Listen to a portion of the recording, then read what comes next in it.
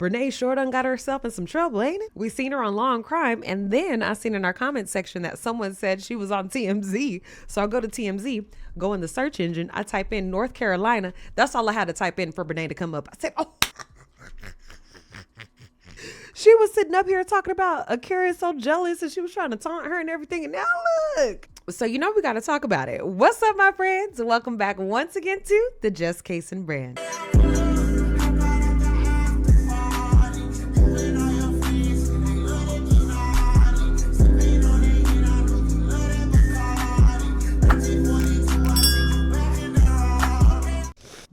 I'm your homegirl, I'm your tia, I'm your prima, I'm your cousin, I'm your friend, I'm whatever you need me to be down here at the Just Casing brand. If you're new to the community, welcome on in. We are known as the Neighborhood. We like to get together, powwow about shit that ain't got nothing to do with us. Somehow, some way, we was reporting on this a year ago today, and it's in the news cycle. So if this kind of gossip sounds like your vibe and you feel like, you know what, I like to listen to a little craziness and then go on about my day, this is where you subscribe over here at the Neighborhood. And if you're already a member of the Neighborhood, I said I was coming back tonight. Okay, I said that. Now I don't know what time this video gonna be uploaded in the night, but after I do this video, I'm gonna hurry up, edit it, and get it up to you guys because oh my gosh, why are they on Law and Crime?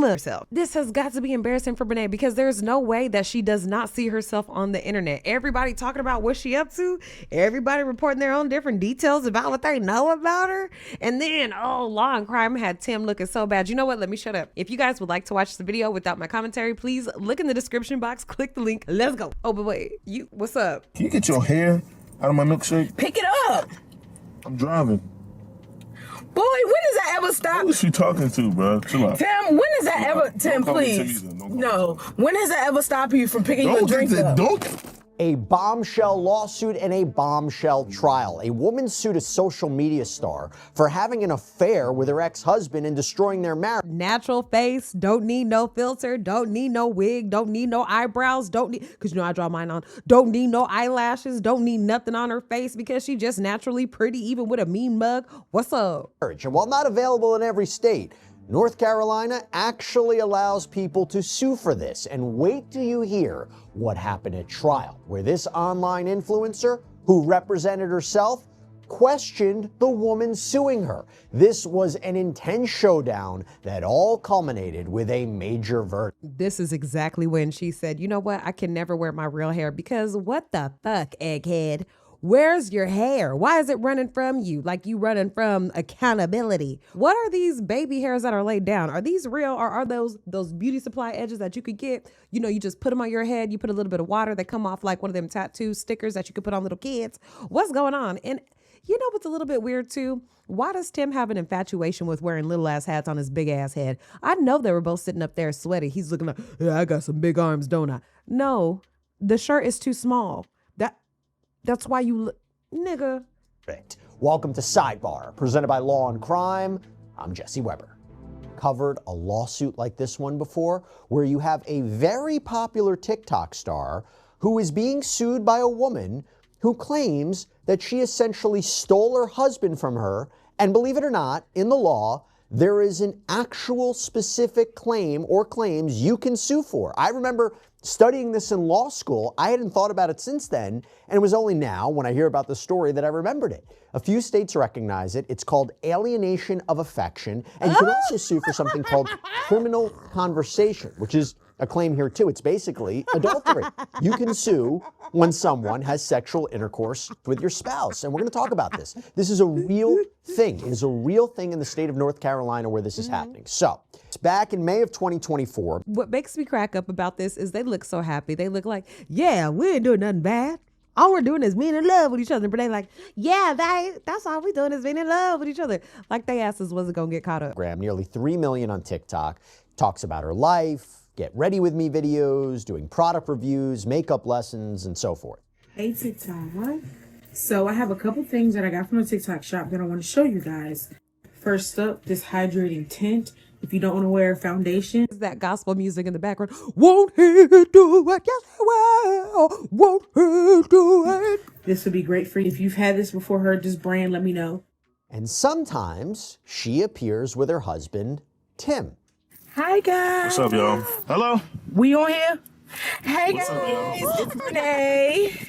It's Tim. And now, Brene and Tim have found themselves in Akira's legal crosshairs. Akira sued for something called alienation of affection. And basically, it's alleging, you are responsible for my marriage ending. In North Carolina, which is only one of a few states that recognize this, you have to prove there was a real affection, real love between two people in a marriage. There was clear proof that a third party intentionally interfered with that marriage, and that the love, the marriage, the affection, it was destroyed, meaning the love was, quote, alienated. Is that easy to prove? Is it easy to prove in this kind of case? No. And you know why we're talking about this right now? Because the trial just happened. We actually just got a verdict on how all of this played out. Plus, Brene represented herself during this trial. Brother, look at how ghetto he looks. He looks like a man who ain't got no job, got multiple children, probably does have an outside baby that he doesn't want to claim and doesn't want to take care of. Is it true that Brene's husband is your baby daddy? No. No. I have one baby daddy. My baby daddy is still showing. But y'all still not gonna believe me, but I have one baby daddy. And his name is Deshaun. No, I did not. No, I did not. No, I did not. Y'all can't be believing everything that everybody says, so those are not my children. I'm not about to get no DNA test for somebody else's kids when they daddy know who he is. Yeah. He do look like the type of dude who don't know how to pay his bills on time. His car always getting repossessed. His license is always getting suspended. He definitely looks like the type of man that if you get food stamps on the 1st, they're going to be gone by the 5th because he wants to eat everything that he should not be eating. Because look at his big ass with his tits out. And why are you...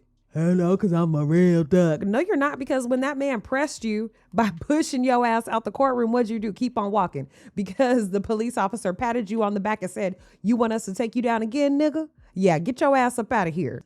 And before we even get into the trial, back in September, gotta mention this, Brene was charged with cyber stalking after Akira filed a formal complaint against her, accusing the social media star of harassing her online, showing up places, a filing saying, quote, Kennard constantly mentions my name, as well as posts my name and answers questions. They said she a cyber stalker in all the pictures they got of her. Pertaining to my personal life and pending cases. And there was also an allegation that Brene violated a restraining order that Akira took out on her. Now, Brene was released at the time on a $2,500 bond. I'm no mathematician, but Brene has to pay for that townhome. They have that car. She had to get bonded out from jail. She had to bond Tim out. I'm just saying, the expenses are starting to add up. When we talk about bad blood, it should also be noted that just days before Akira filed her lawsuit against Brene, there was a warrant that was issued for Akira's arrest, that she was purportedly threatening Brene by allegedly saying, I will kill you, and I will beat your bleep, and I know where you stay. This is according to the warrant. So in that criminal case, by the way, prosecutors allowed for Akira's prosecution to be deferred in exchange for 12 months of unsupervised probation, and she had to complete anger management classes and have no contact with Brene. Bad, I know. So let me bring on an attorney who specializes in family law and divorces, Randy Kessler. Randy, thank you so much for taking the time. Who would love to see Jesse as a Real Housewives of whatever host? Like the Andy Cohen, but it's like Jesse, and he's like asking all these criminal type of questions. So whenever you did X, Y, and Z, did you know that it was fraud? And he could have the housewives be like, no, I didn't know that selling caskets from bodies that we dug up, then put in the dirt without their casket was wrong. I didn't know that.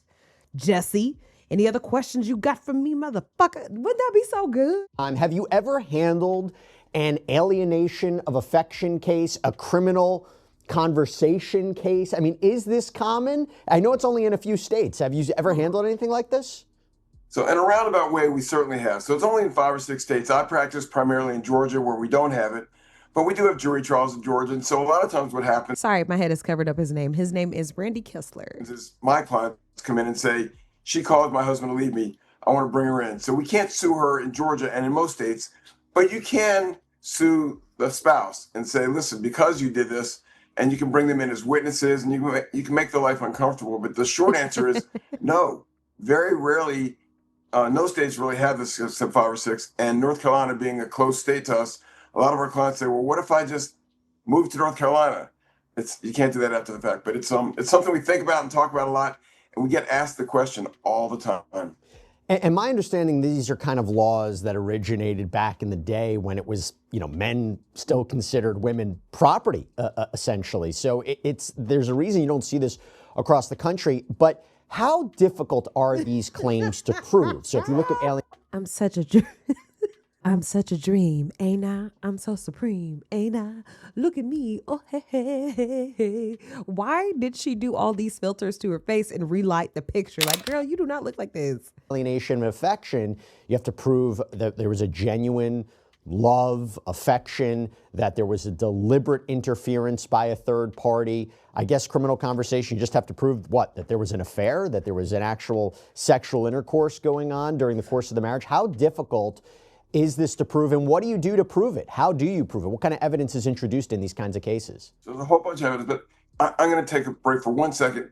We've evolved from fault divorce, you were talking about at the beginning, these laws go way back to where you had to have a reason to get a divorce, you had to prove somebody was cheating.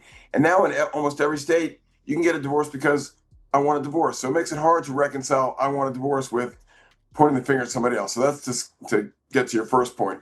But as far as how hard is it to prove these cases, it's hard. You mentioned two, right? There's the alienation of affections and the criminal conversation. As I understand criminal conversation, it's what we call a strict liability case. Like if you prove that it happened, there's liability, even if the person cheating with the spouse didn't know the spouse was married. So that's an interesting one in and of itself.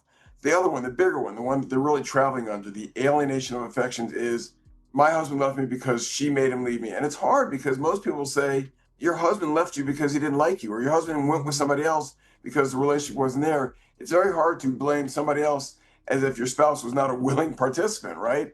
But that's what they have to do. They have to prove that the other person knew there was a marriage, that the marriage still had some viability. There was still a chance the marriage could last. It doesn't have to be a perfect marriage, but some romance, and that it caused the divorce. And that is a key factor in this case. Randy, is your ass paying attention? Have you not been on TikTok and stuff like that? Yes, it has already been proven that she has done all of these things. That's why the court case went forward. Jesse, tell him. That I want to get into because there's a difference of opinion when you hear what came out in trial. So first of all, how did all this come about? Well, Akira alleges in the complaint that Brene and Tim started making these social media videos, this content together while he was still married to Akira, like cooking videos.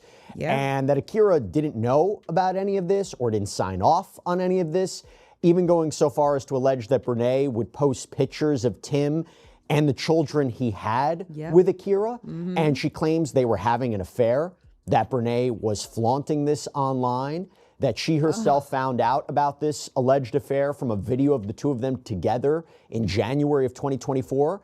But when you go to the trial, there are different versions here of the relationship, the marriage, which becomes very important from a legal point of view. And by the way, a little preview of the trial, we would learn during the trial that Brene and Tim, they apparently dated in high school, that Brene's ex-husband testified that he found out the two were trying to get back together in December of 2023, even heard them being intimate in his house in January of 2024. And the complaint also claims that Akira and Brene at one point were friends, that Brene allegedly used information that she learned from Akira about Tim, about their marriage, that she used that to seduce Tim. I get so tired of these dumbass and way too often I see people being like, y'all gotta stop acting like Brene ain't pretty. She is cute in the face. I don't give a fuck. She has a fucked up spirit. If you are fucked up on the inside, you're just not pretty. You're just not beautiful. The hell? Now, before I get into all of that, okay, Randy, first of all, $3.5 million that she's suing for in compensatory and punitive damages. And again, we'll talk about the trial and everything that happened there, but $3.5 million in compensatory and punitive damages. Your thoughts on that number, and how do you prove that? Oh, there's a lot there, and you have my mind working. I was listening to everything you were saying, Jesse, and talking about, I started to think, rape is a bad example, but the defense can be consent. Someone consented, and did she know about it? So there are all these defenses that are whirling through my lawyer brain, but the number, you asked me about the number. I don't know how you get to that number. One thing that lawyers always think about is collectability. Does it do a lot of good to bring a lawsuit if you can never collect it? And what's interesting here is this is one of those kind of cases where Most clients, Ooh, if we think about it, does it do a lot of good to bring a lawsuit if you can't collect it? We know that Brene is going to stay online chronically. That's where she gets her validation, her community, everything. So we know they're going to be able to collect, and we already know. Plus, attorney Robin already knew that video. Plaintiffs don't really care as much about the number as the principle, right? They want to prove to the world, this lady caused my divorce. I'm not a bad wife. I didn't do anything wrong. It's because this outside person. I think the 3 million or 3.5 million, whatever she's seeking, it's got to be more of that. More of a, I want the world to know it's so bad that it's millions of dollars. So I don't know how else you quantify, 3.5, was my relationship worth 3.5 million? My relationship might have been worth 100 million, or it might have been worth $10. Oh, I just don't know. But it's also pain and suffering. He's worth $10, yes. Right? What you went through. Yeah. But, in a typical pain and suffering case, right, this, we have, how much is a lost arm worth? If you break your leg, what's the value of that? What about a damaged kidney? You can find ways to prove how much that shortens your life and the medical bills associated with it. Multiply the medical bills by 3 to get a pain and suffering number. I mean, there's just no real numbers game, no math in this. It's a matter of, how bad does this make you feel? And from a lawyer's point of view, it's a straight face test. What can I walk in front of a jury and say, ladies and gentlemen of the jury, this should be compensated to the tune of, and if I say $100 million, they're going to laugh. And if I say 100,000, they're not going to take me seriously. So $3.5 million sounds like it, And when you're talking punitive damages, right, a way to punish the defendant for really bad, egregious acts, you wonder in a case like this, if you're accusing somebody of stealing your husband. In case you're wondering what was happening during this clip. Get. Be like. No, for real. Or. What? No, baby. Boy, bye. Girl, bye. Oh, nah, but I say that all the time. You say that all the time, but I'm like, boy, bye. She's an emotional eater. Girl, bye. And I say it to you. yeah, but you don't say it to me that much though. Like only time I hear you say it is really if we at your mother house. Like you talking to your sister, or you talking to your mom, girl, bye. Like, No. You don't ever really say boy, bye. Right, I don't say boy, bye. Because you be slipping up. Anyway. Damn, you got more excuses than a nigga going to jail. Anyway. Why this the damn video they blew up? If you're gonna accuse her of punitive damages and everything that she's done with the husband, why would that be the one that y'all pull up? Y'all couldn't pull up nothing else. Pull up something of her working out. Pull up something of her cleaning. It'd be the laundry for me. Plus, we just had both of our families over at the house last night. We cooked, Sunday dinner for everybody. You know what I'm saying? I just love spending time with family. Y'all know I'm so family oriented. But anyway. Pull up something of her. All right, y'all got it. Y'all got it, law and crime. Y'all got it. And look at Tim looking like a condom head ass nigga. You the reason why she about to go broke. What a shame. And cheating, you wonder if a jury would side or a judge would side. So I mentioned that this trial just happened and it just concluded at the Durham County Courthouse. And we're going to talk about how this all resolved. But Randy, first of all, Brene Kennard was representing herself. Were you surprised by that? And the first thing I thought about, look, if she communicates on social media in a way where she got this following, that's a useful skill in maybe getting a jury on her side, right? It was her personality, the way that she spoke, that got a lot of people to follow her. I wonder if that's useful and maybe not the worst idea for her to represent herself, even though you and I both know it's more advantageous to have a lawyer represent you. Right. Well, I mean, there's that famous old saying, right? He who represents himself has a fool for a client, because you just don't have the objectivity. You don't really have a chance to read the jury. And she could always testify, and she would testify, of course, on direct examination. But it's guts, it's gumption to say that I'm smart enough to be able to, convince this whole jury. But maybe that's what's in her mind. And she's got so many followers and people like her and adore her that maybe she thinks that's what's going to happen. The one skill set that most people don't have and most lawyers don't have, and I'm still trying to figure it out, is voir dire, right? Jury selection, because you're talking about what's going on in the jury's mind. You don't know what the background of each of these jurors are. What if one of these jurors sympathizes with one side or the other? What if they were the spouse that was cheated on? Or what if they were the paramour that broke up another marriage? You really got to figure out who's deciding this case. That's a hard skill to learn, especially for a non-lawyer. No, that's a good point. Okay, I'm going to get to the verdict, but a few points I want to mention. Now, as I mentioned, in order to prove alienation of affection, you have to show that there was a genuine, real love in the marriage. So Akira gets on the stand and testifies that there was love between her and Tim, that Tim wrote her love letters daily, that they had matching tattoos, that the relationship continued well past when Tim claimed it ended, with the two having sex regularly. And she expressed sadness on the stand that her children lost both of their parents in this whole ordeal, that her kids are on the wait list for therapy because they're, quote, going through a lot of behavioral changes.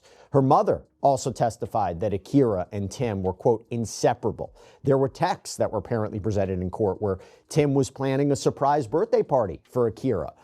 But then you have Tim's side of it, okay? And completely different. And Tim was called by Brene, by the way. Again, she was representing herself.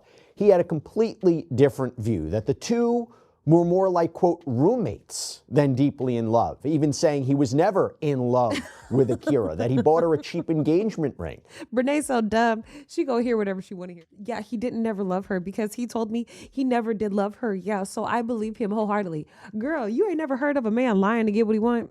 People lying to get to where they want to go. Yeah, it's a real thing. I don't know why Brene thinks that she is so anointed by God that things like that can't touch her, but that's the reality. And once Tim gets done with her, if she does not learn her lesson, another man is going to come along and do the same thing. He gonna trick her out her spot, meaning he's going to be driving her car into the ground, living in her house, not paying for nothing, not cleaning up nothing, not providing no food, no nothing. He's going to be wearing her out mentally and emotionally by pulling on her to support him in whatever trial and tribulation he going through down at the Amazon job. That's what she's going to have to go through if she does not learn this lesson now. And quiet as it's kept, I've been seeing some TikToks that suggest that Brene was into voodoo, witchcraft, and all that. Now, y'all know I don't play with it, don't mess with it, but I respect it, But what y'all think? And so now we're getting more information about how grimy Tim and Brene were. Now, remember I told y'all that root work and witchcraft is all over this case. Brene was obsessed with Akira and she wanted to trade places with her. She wanted her life. She wanted Tim. She wanted the kids. She wanted the apartment, which is why she originally did not want to leave the apartment. Warlocks and witches use Smex as a very powerful manifestation tool. Doing that in the marital home while the wife was still there was a power move. Her trying to establish her dominance as the wife in that home. Basically marking that man and also marking that house as her territory now. Like, this is mine now, his spirit. So when it comes to Devin, he went over there to lay with her while Devin was there, not only to like emasculate him, but also to assert his dominance, to try to switch places and to break his spirit. So the ritual in itself was not only to manifest the life that they wanted and to swap destinies with these people, switch realities with these people, but to also take the shame that is inside of them and put it on Devin and Akira. That he didn't even get down on one knee when he proposed, that they were essentially in this weird living situation where they were forced to marry in order for them to stay at Tim's parents' place. He testified he never wrote those love notes, even testifying, quote, I can't even recall a time when we held hands. He testified. I hope that the court TV footage comes out. Ooh. Testified that they fought all the time too, that he had a different timeline of when the relationship ended, saying that they separated in 2021, but Akira's mom said they were still a couple. Now, Randy, that's a big aspect here. I mean, it's trying to prove whether or not there was real love and affection in the marriage, but you also wonder, both parties testifying, are they biased in their testimony? Absolutely. Well, maybe she should be a lawyer, because that is the exact strategy you have to use. You have to prove that the marriage wasn't viable. There was it was not a real marriage. You didn't break up something because there wasn't anything to. See, Randy, again, this is where I'm gonna have to stop you. Brene can't be a lawyer because, yes, she was asking maybe the right questions, but she did not have any evidence to back it up or information. And she's having sex with the man that she is asking all of these questions to, who does not want to lose his spot of getting provided for. So, Randy. Break up in that situation. The marriage was not a real marriage. The problem she has is that it's not a criminal trial where you have to get all 12 jurors. All you have to do is get a compromise verdict. And sometimes you're going to have some of the people saying yes, some of the people saying no. And the jury might say, I think 3 men, I think 0. And they compromise down to the middle. Something like that sometimes happens. So. Now, here's another part of the story that we haven't mentioned yet. Okay, so Brene was apparently staying with Akira and Tim since December of 2023, something that Akira didn't want. And although Brene claims she didn't know that Akira was uncomfortable about this, Akira's grandmother testified that she actually confronted Brene, asked her to leave the home, She claims that Brene responded saying, Akira, you better come get your grandma because I don't have a problem putting my hands on an old lady. This is, and Kennard, again, that is according to the grandma. Two things are super funny. Jesse saying this and Brene trying to act so innocent online. Bye-bye. Bye-bye, guys. Bye-bye. When the whole time, this bitch was a demon. Mother's testimony. And apparently Tim even corroborated that there were words exchanged between the two. This is when he testified. Now, this grandmother also testified that she and Brene actually got into a pushing match. Tim denied that happening. By the way, when talking evidence, I got to mention this. Apparently there was footage that was shown to the jury, footage of Brene twerking on Tim while in a bathroom while he was married to Akira. Brene testified that she was just... Look at his teeth. His beard barely connects on both sides. It's not even filled all the way in and he's this old. I could tell he's musty just by the looks of him. And it seems like he probably stuck his tongue through each tooth as a kid and didn't listen to discipline when his mama told him not to. I don't know if his nose is supposed to be this big or is he pregnant? There was another video of Brene buying a pregnancy test after saying, I'm getting down and dirty in the sheets. And you know, I don't know why I did not realize it. In the first video I reviewed of them doing this dumbass vlog life, the baby's car seat was in the back. And Brene's face looks so wicked. Like, see, I got this, I got that. And that's why she's getting what's going on with her. There was another video where Brene apparently says, I make her very uncomfortable. So seemingly about Akira. There was reportedly a Snapchat story that was presented too, where she talked about her legal issues and said that Tim was, quote, worth it. Randy, in your opinion, how does that affect the case? Oh boy. All right. So, you know, we've got all the law that we've talked about and what you have to prove and picking a jury. But really what jury trials come down to, in my experience, is likability, right? You want to tell a story and you want the jury to like your side and then to figure out how can we help your side. So if this alienates the jury, if this makes the jury like or dislike one side, they're going to be more likely to bend the law or view the law as it helps their viewpoint. They want to help award damages or they want to defend the defendant and not award damages. But those are some unlikable facts. Those are the kind of things that make people say, really? You couldn't just be normal? You couldn't wait till they were divorced? You couldn't keep your hands off grandma? I mean, those are the kind of things that might hit home. There might have been someone on the jury that had an experience like that, and it just triggers something that makes them say, I don't like that person. I'm going with this side. And from a legal point of view, it's trying to show that she deliberately interfered with the marriage, right? Now, Brene's counter argument was that she was being targeted, in this lawsuit because of her social media fame, that she wasn't the reason the marriage fell apart.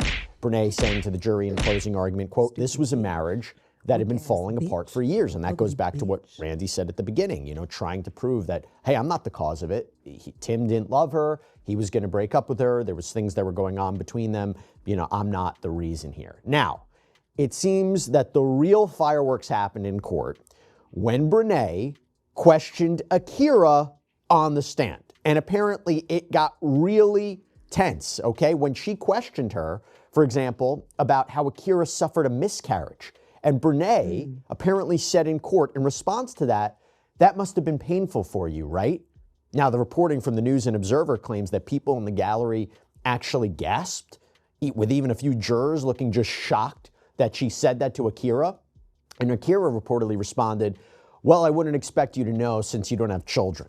So the judge had to get involved. Judge Timothy Wilson had to step in, said to Brene, you don't need to express your sympathy, and told Akira, and you don't need to make comments. At another point, when Brene questioned Akira about her blaming her for struggling in school, right, the allegation was, look what you did, you kind of ruined my life. Akira responded, I take accountability for allowing an intruder into my home.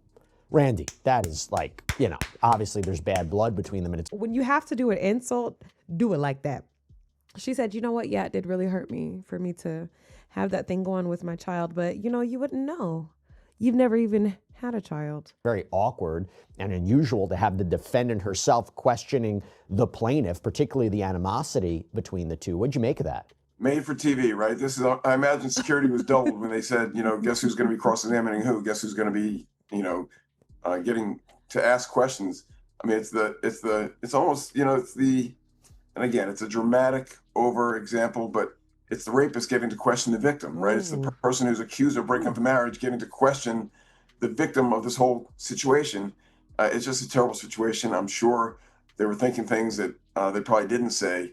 Thank goodness they didn't say them, and I'm sure security was doubled. But that's that had to be the highlight of the trial. And if you're going to go watch a trial and you get to see something like that, that's the moment you want to see. That's the pinnacle, but for the verdict, right? I do want to make sure this is very well understood. Devin is suing Tim. So while Brene and Akira got into their lawsuit and Akira won against Brene, Tim is also going to get into a very similar lawsuit with Devin. Devin is suing Tim for alienation of affection because Tim did the same exact thing that Brene did to Akira. Now, Devin is also suing Brene for equitable distribution, which means Devin wants to get paid for every single video that he was in, any type of influence that he had on her brand as a wife to Devin Mayo. So the question basically is, and I'm gonna reverse it a little bit because he's answering it to you, is when did you realize your husband was the one, or when did you realize your wife was the one? So maybe you go first.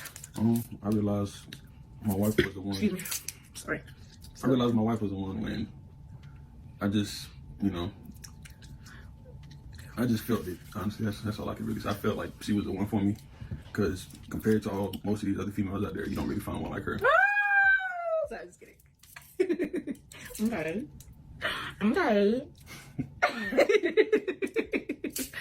Seafood, bacon, cheese, and seafood, chicken. You want bacon, cheese, seafood. This how she be wanting Tim to act. Look at him. Get off of me. Icolesi.